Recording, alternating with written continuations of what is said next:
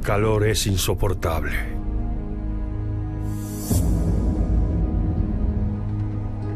Facundo Quiroga se encuentra viajando en una galera, acompañado por el doctor Ortiz. El caudillo cierra sus ojos. Intenta descansar entre tanto agobio. A unos pocos kilómetros de allí, se acerca una partida de hombres.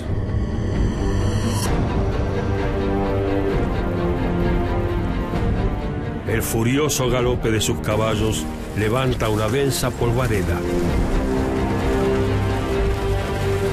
Por un instante, los jinetes parecen fantasmas.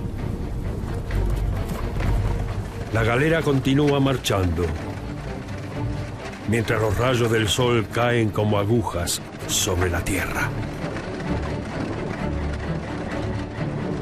Esa misma tierra que dentro de muy poco verá la sangre de Facundo Quiroga derramada.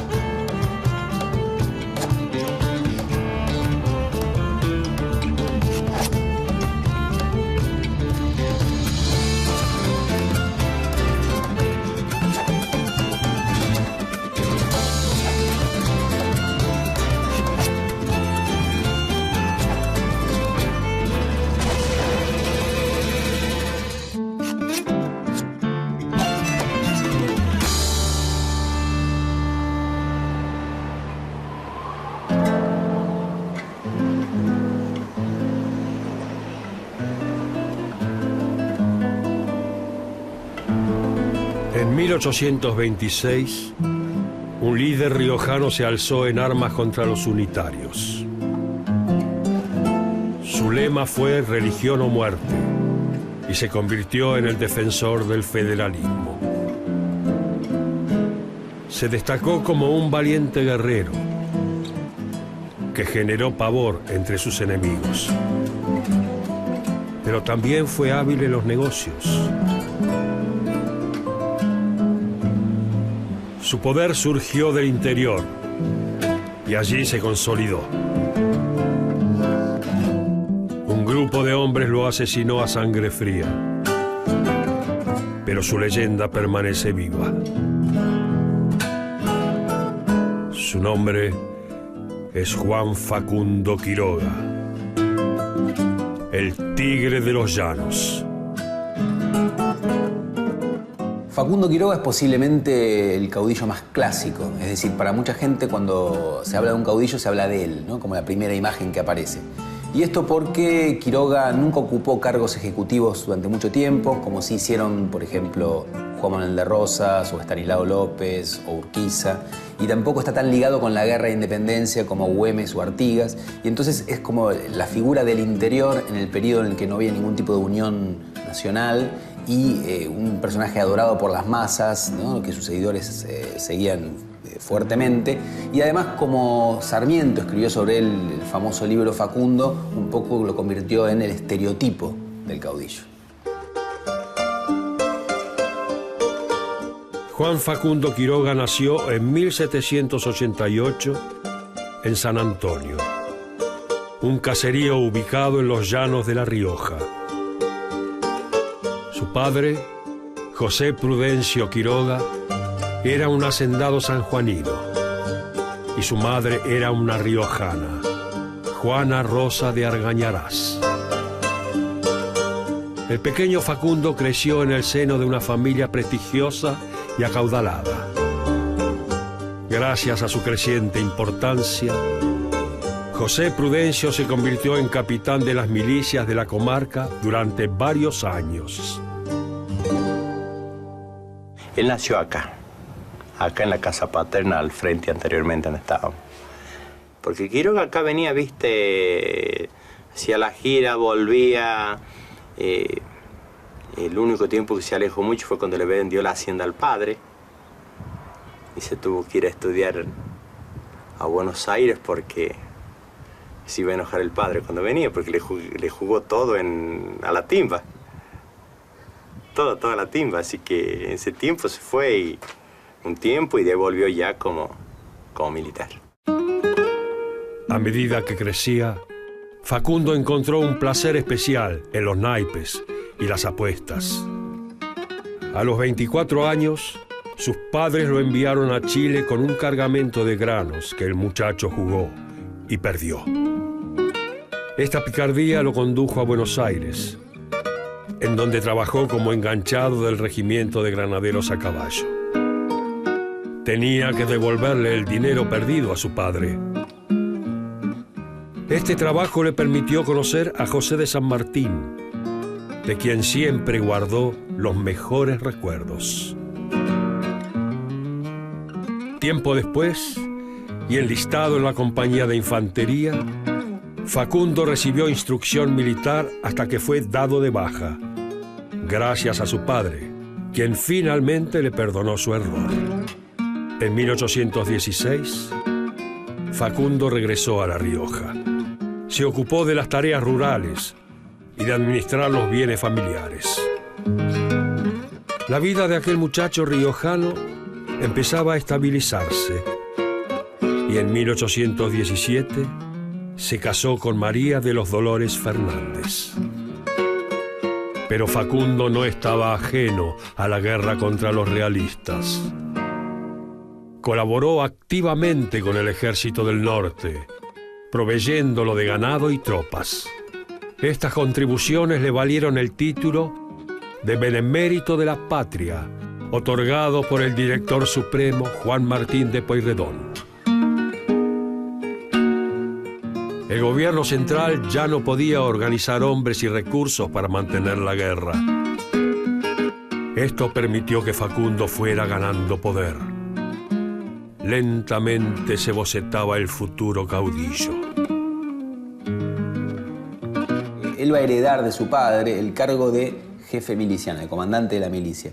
Y esto es muy importante, porque la milicia en esa época no es el ejército o la policía, sino que es una organización de los vecinos del lugar en armas. Entonces, ser un capitán miliciano, ser un jefe miliciano, es ser alguien respetado por la población y elegido por esa población. Entonces, si bien es un cargo institucional, por otra parte tiene mucha ligazón con la sociedad en la cual ese cargo se ejerce.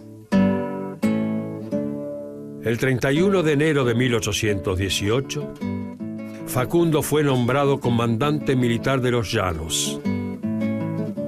Su prestigio y su cargo militar lo convirtieron en una figura clave de la política local.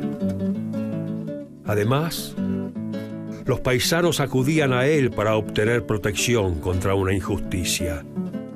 Decían de él: hombre más bueno y generoso no hemos visto nunca. Es gaucho como el que más. Pero nadie que necesite se arrima a él sin que salga ayudado en todo.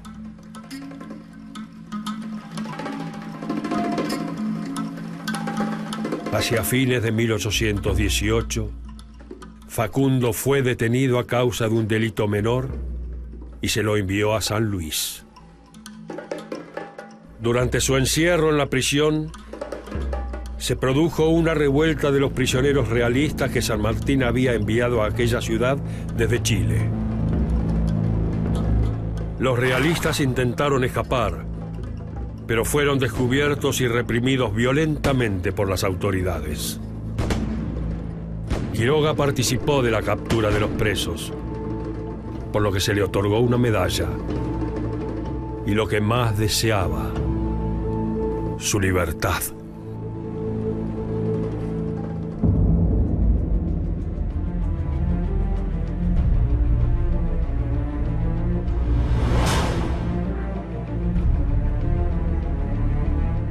Las nubes comienzan a cubrir el sol.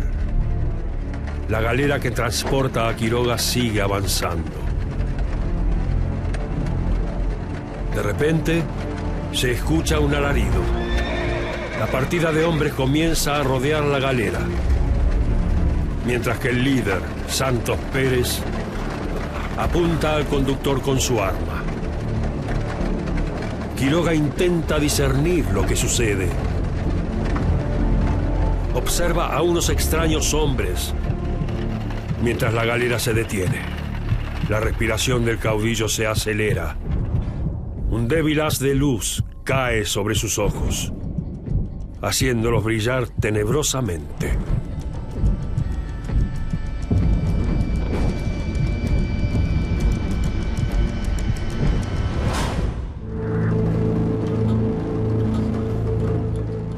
Tras la batalla de Cepeda, en 1820, el gobierno central de Buenos Aires se desmoronó. Las antiguas intendencias dejaron de existir y el único tipo de organización política que quedó en el territorio fueron las provincias. Estas funcionaban como estados independientes entre sí. Cada cual tenía su gobierno, su ejército, su aduana, y no dependía para nada de las otras. Una de esas provincias fue La Rioja, que se separó de Córdoba. En la nueva provincia surgieron disputas de poder entre la élite provincial. Facundo intervino en ellas, transformándose en caudillo. En 1821, contribuyó a deponer al gobernador Francisco de Ocampo y 2 años después a su sucesor, el gobernador Dávila. Finalmente, el poder recayó en manos de Quiroga, cuya base de apoyo no era la ciudad, sino el espacio rural.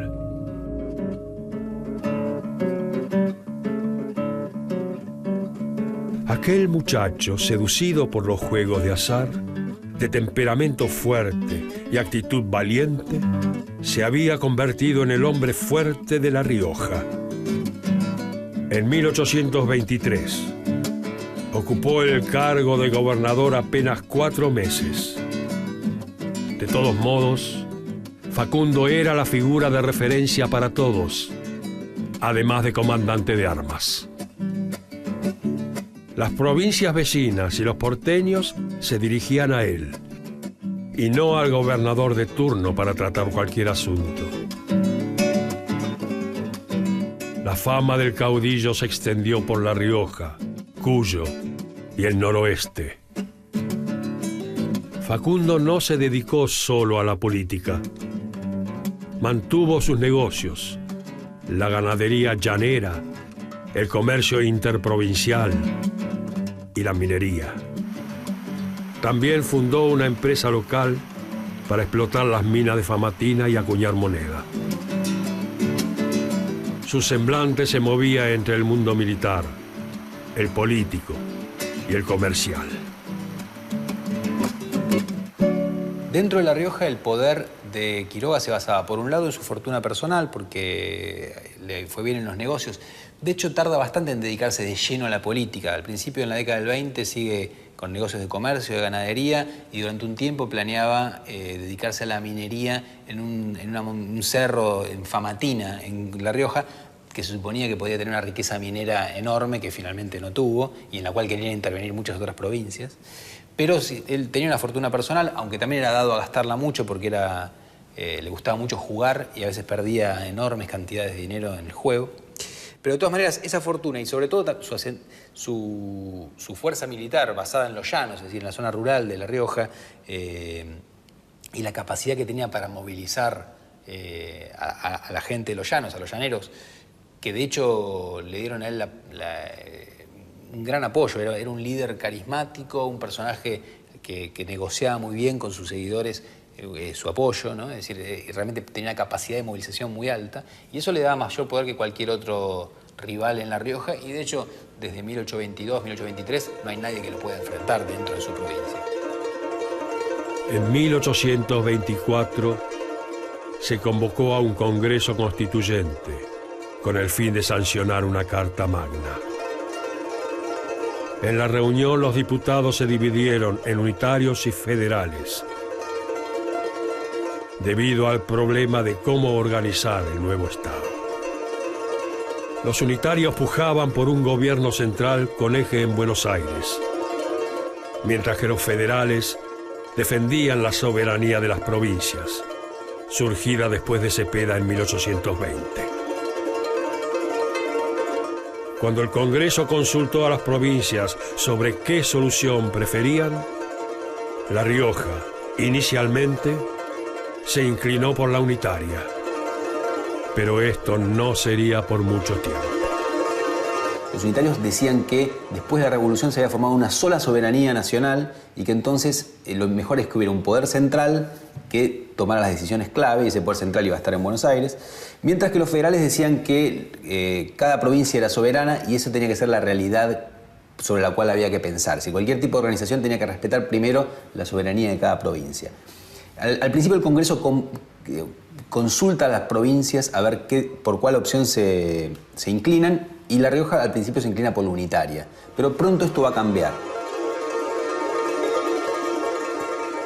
Los unitarios querían imponer su constitución y nombraron un presidente sin consultar, Bernardino Rivadavia. La prepotencia unitaria, la intromisión de Buenos Aires a favor de políticos enemigos de Facundo y la no inclusión de Quiroga en un proyecto de negocio minero acercaron al caudillo a las provincias que adoptaron una posición federal contra el Congreso: Santa Fe, Santiago del Estero y Córdoba. Quiroga se inclina claramente por el federalismo y además empieza a oponerse fuertemente a la política de los unitarios en materia eclesiástica y entonces levanta una bandera que dice religión o muerte.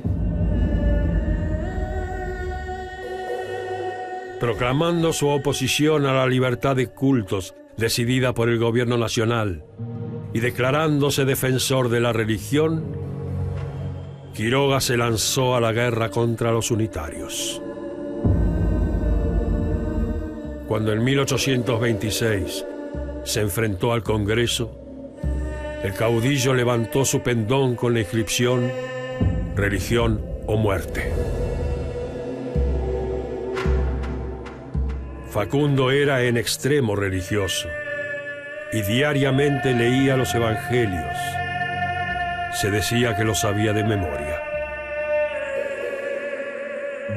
Desde muy chico Quiroga leyó la Biblia, ¿no? Era un gran conocedor de la Biblia y de hecho uno de sus principales asesores era un sacerdote, Pedro Ignacio de Castro Barro, el representante riojano del Congreso de Tucumán. Quiroga en su bandera puso religión o muerte. Era una frase principalmente para Rivadavia, que sabemos las diferencias que tenía con la Iglesia por sus ideas liberales, ¿no?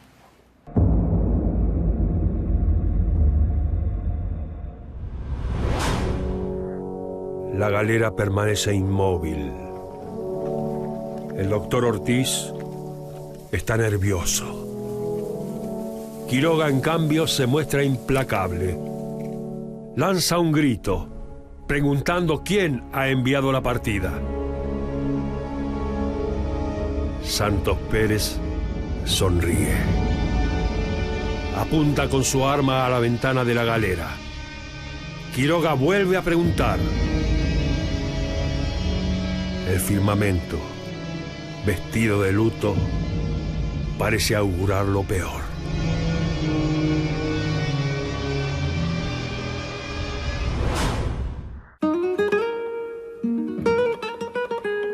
Durante 1826, Quiroga afianzó su lugar como referente político del interior y obtuvo una serie de victorias impactantes sobre los gobiernos pro-unitarios.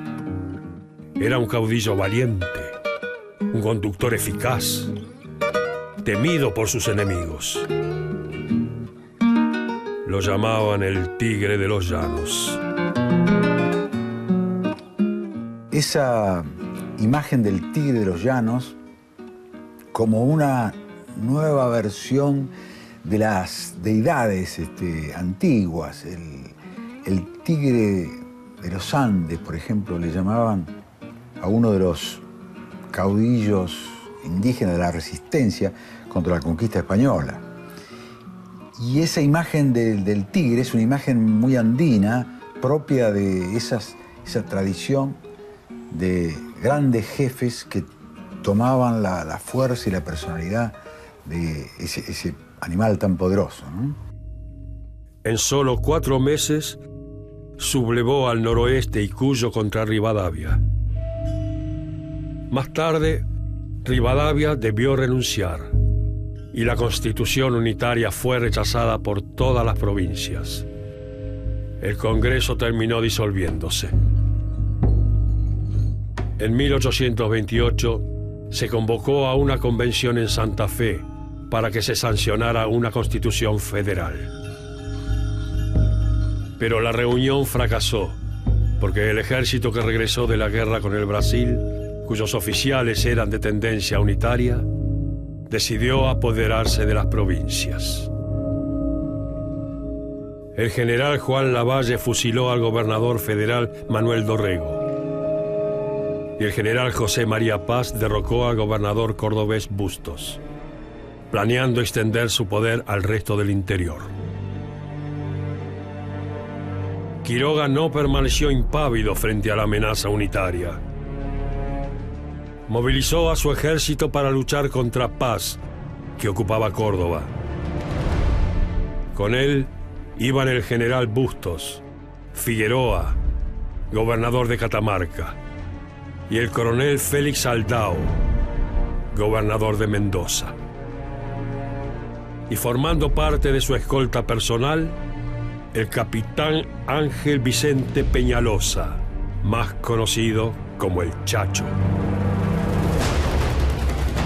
La violenta contienda se produjo en la Tablada, y a pesar de que en un principio parecía ganada por Facundo, la infantería de Paz lanzó una carga fulminante sobre el flanco riojano. Paz obtuvo la victoria, pero fue una derrota honorífica para el caudillo Quiroga. Dijo Paz: me he batido con tropas más aguerridas, más disciplinadas, más instruidas, pero más valientes jamás. Los soldados de Facundo, según uno de los mitos, se transformaban en la batalla en capiangos, es decir, en una especie de bestia, de mitad hombres y mitad tigres, ¿no? Que eran, según esas tradiciones, imbatibles, ¿no? Esto aterrorizaba incluso a muchos de los soldados que tenían que enfrentar a las tropas de Facundo.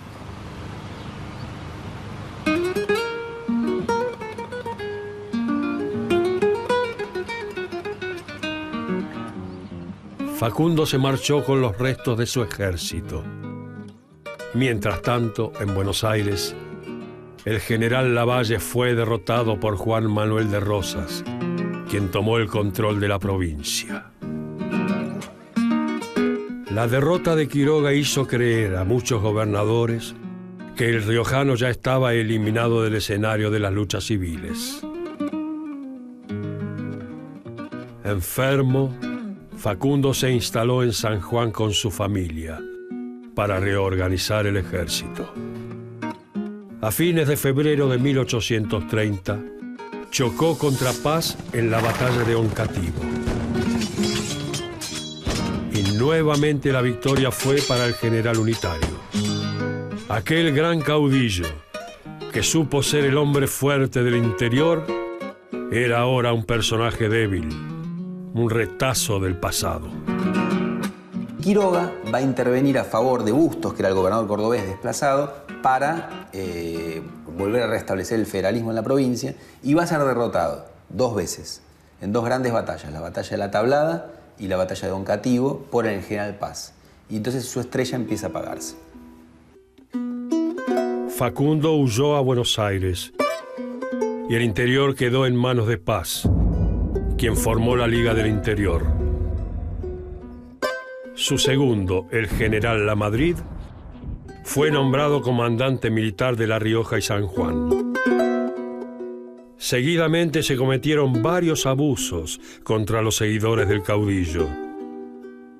Lamadrid insultó a la esposa de Quiroga, engrilló a su anciana madre y se quedó con unas cuantas onzas de oro que Facundo tenía en su casa particular.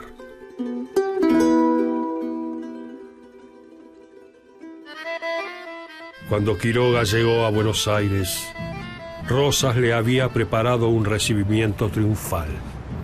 Durante todo 1830, Facundo vivió en aquella ciudad puerto. Se afeitó la barba y se dejó un bigote unido a las patillas.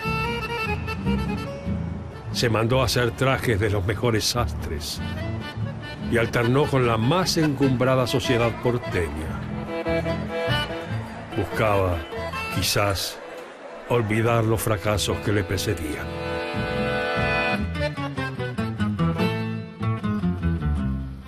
Les voy a mostrar los uniformes que pertenecieron a Facundo Quiroga y que es orgulloso poseedor nuestro museo. Esta es una chaquetilla militar que utilizaba para las fiestas de galas, en donde era invitado y era un invitado de honor, y la utilizaba únicamente para fiestas. Era de pequeña estatura, una de las características que tenía era escurridizo. Otra pertenencia también es este uniforme, que es otro tipo de chaquetilla de gala que perteneció también a Facundo Quiroga. En 1831, las provincias de Buenos Aires, Santa Fe, Entre Ríos y Corrientes firmaron el Pacto Federal, mediante el cual se formaba una confederación entre ellas. Los federales se prepararon a atacar a los unitarios. Era la oportunidad para Quiroga de recuperar el poder que una vez ostentó. Buenos Aires pone sus recursos a disposición de un nuevo ejército federal para luchar contra la Liga del Interior.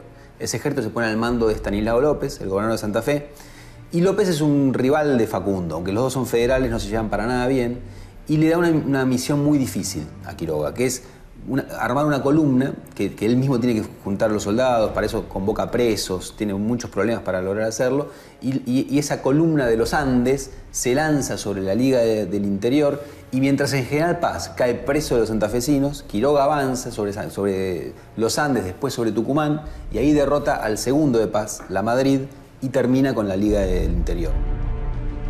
Quiroga avanzó en noviembre de 1831 a la Ciudadela, donde tras 2 horas de lucha se vengó finalmente de la tablada Ioncatío.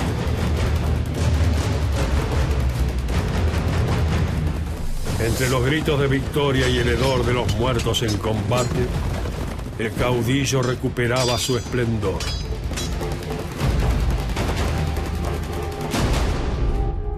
Luego de la batalla de la Ciudadela, el Interior volvió a ser adicto a Facundo. Era el paladín del federalismo. Pero si bien tenía un rol importante, el caudillo no recuperó la posición indiscutible que tuvo entre 1826 y 1829. El poder federal se repartía entre 3 figuras: Quiroga, Rosas y López. En una carta dirigida a su amigo Rosas en 1832, dijo Quiroga: «Usted sabe, porque se lo he dicho muchas veces, que no soy federal. Soy unitario por convencimiento, pero sí con la diferencia de que mi opinión es muy humilde. Y yo respeto demasiado la voluntad de los pueblos, constantemente pronunciada por el sistema de gobierno federal, por cuya causa he combatido con constancia contra los que han querido hacer prevalecer por las bayonetas la opinión a que yo pertenezco, sofocando la general de la República».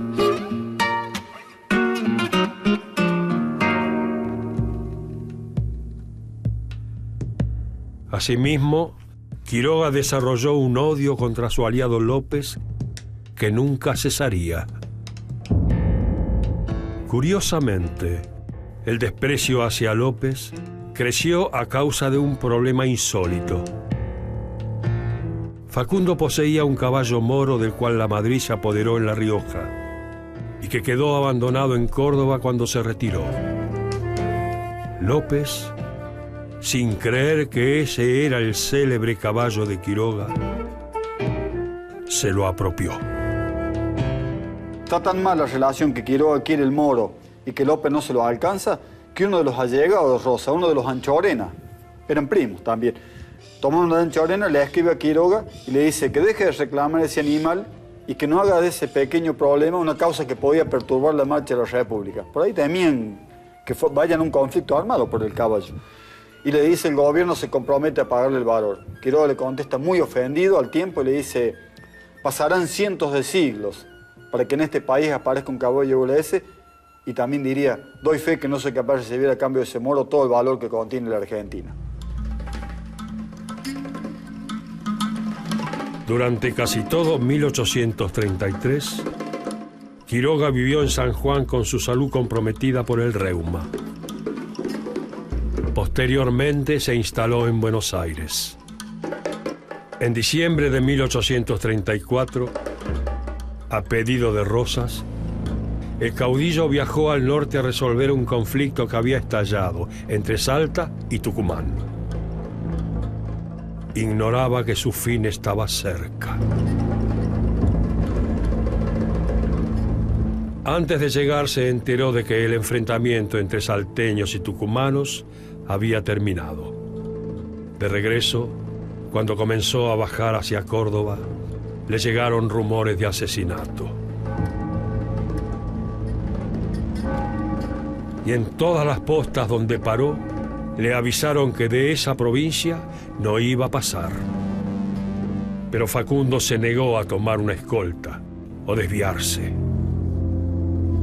La muerte, desde su morada invisible, festejaba la osadía del caudillo.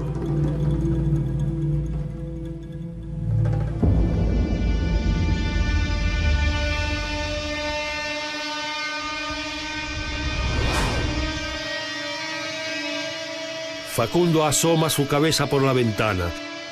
Todo se sume en silencio. La punta de un arma, la sonrisa de Santos Pérez. Quiroga observa a su asesino jalar el gatillo. El disparo impacta en el ojo de Quiroga. Este grita, se tapa la herida. Así comienza la carnicería. La partida de hombres descarga sus balas sobre los demás viajeros. La sangre inocente humedece la tierra. El tigre de los llanos ha muerto.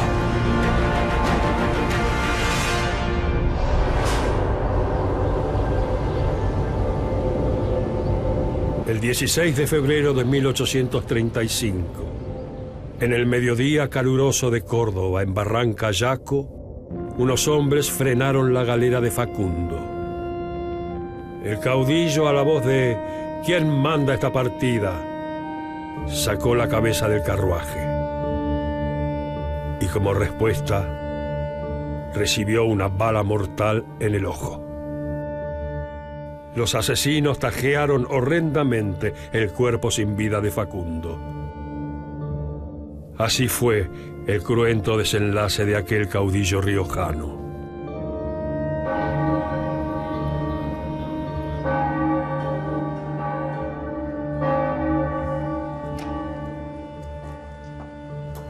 Aquí en esta capilla es velado el general Quiroga y el doctor Ortiz.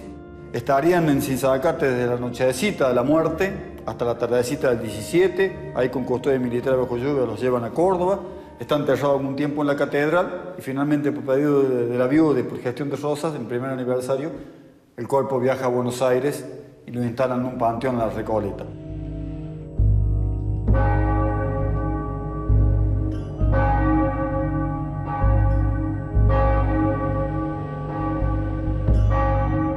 El asesinato de Facundo causó gran conmoción. Todas las miradas apuntaron a los Reinafé, el clan cordobés aliado de Estanislao López. La conmoción general que provocó el asesinato fue grande, ¿no? En su momento había pasado algo similar con el asesinato de Dorrego, y en este caso se temió fuertemente que volviera la guerra civil. De hecho, varios llaneros riojanos atacaron el noroeste de Córdoba en represalia. Ahora, ¿quién era el culpable? Enseguida las sospechas cayeron sobre la familia que gobernaba en ese momento Córdoba, que eran los hermanos Reinafé, que tuvieron que fugarse. Algunos dijeron que Rosas era el responsable, ¿no? En realidad, lo que es lógico es que a Rosas el asesinato le convino políticamente porque justamente por el miedo que se generó en Buenos Aires le ofrecieron otra vez ser gobernador con facultades extraordinarias, la suma del poder público, y así pudo volver al poder como él quería, es decir. Pero no hay ninguna evidencia de que esto que lo favoreció hubiera sido provocado por él mismo, porque de hecho Quiroga era un buen aliado de él, ¿sí? Otros acusaron a Estanislao López porque López era muy cercano a los Reinafé y era un viejo enemigo de Quiroga, pero tampoco hay ninguna evidencia. Rosas procesó y condenó a los autores materiales del crimen, Santos Pérez y los Reinafé, aunque mucho se especuló acerca de quién fue el autor intelectual. Rápidamente Quiroga se transformó en una leyenda y un hombre se encargó de inmortalizarlo oscuramente en la literatura: Domingo Faustino Sarmiento. En su obra Facundo, Quiroga era el hombre que encarnaba el drama argentino, el triunfo de la barbarie sobre la civilización. Para Sarmiento, Facundo, el gran caudillo de su tiempo, era el ejemplo máximo de la barbarie. Después de muerto, Quiroga se convirtió en una leyenda. Entre sus seguidores se siguieron cantando canciones y contando historias sobre él. Era una figura legendaria a nivel popular, pero además tuvo una proyección internacional a partir del libro escrito por uno de los enemigos de los federales, Sarmiento, que en 1845, 10 años después de la muerte de Quiroga, escribe Facundo, Civilización y Barbarie, donde intenta contar lo que él ve como el drama argentino, que es el triunfo de la barbarie sobre la civilización, a partir de un personaje que es precisamente Quiroga. ¿Por qué Quiroga? Porque Sarmiento pertenecía a un movimiento intelectual llamado el romanticismo, que en Europa lo que hacía era contar la historia de una época a partir de un personaje que reunía como todas las características de esa época, que siempre era un héroe. Sarmiento no encuentra ningún héroe para él, y lo que encuentra es un antihéroe, es decir, que es todo lo que él rechaza, pero que encarna para él el gran drama que quiere contar, que es el triunfo de la barbarie. Y ese héroe es justamente Quiroga, ¿no? Que es pasional, que es salvaje, que es un gaucho que conoce el territorio, que casi que surge de la tierra, y eso es para él lo que ha causado los grandes problemas que tiene la Argentina de su tiempo. Pensemos que este libro lo escribe en el exilio en Chile y en realidad combatiendo contra Rosas. Pero no le interesa tanto hablar de Rosas porque Rosas es bárbaro para Sarmiento, pero también es civilizado. En cambio, Facundo reúne todas las características que él quiere, es puramente barbarie.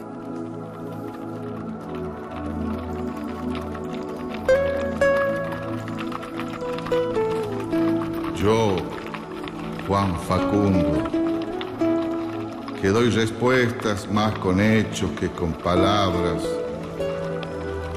debo confesarle, mi amada Dolores Fernández, que esta pasión que siento por usted, también la siento por mi tierra, y ya no me cabe en el cuerpo. Déjeme decirle, esposa mía, que me duele este país, tanto como usted mi ausencia, y que en algún momento deseo estar lejos del general que me han hecho, para poder andar junto a usted, sin lanza y sin espuelas. Mi bendición reciban nuestros hijos,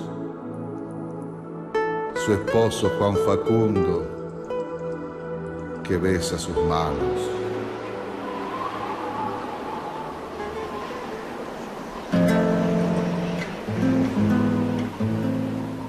Han pasado 174 años desde la muerte de Facundo Quiroga y aún perduran los mitos sobre su figura. Frecuentemente fue presentado como el paradigma del caudillo, carismático, de origen rural, querido por sus hombres, muy religioso y genial en el combate. Quiroga ejerció el poder sin cargos ejecutivos.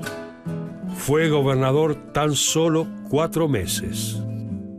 Aunque sufrió la derrota, supo vivir intensamente una época de luchas internas, logrando distintas victorias.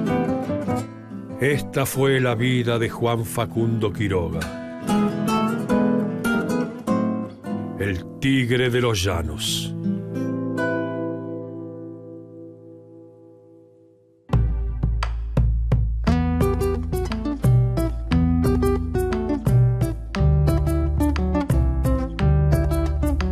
Compadre Facundo, gracias le damos los riojanos bien nacidos por haber puesto el oído en el grito de los pueblos que claman por justicia. Gracias le damos por dejar sus comodidades y fortuna y lanzarse a la pelea contra los intentos de dominarnos o vendernos, contra el ultraje y el odio que buscaban desaparecer a La Rioja del mapa de la patria. Gracias por marcar su rastro en el suelo duro que es el corazón de los traidores y en la blanda tierra de los que levantan como antorcha un grito de combate.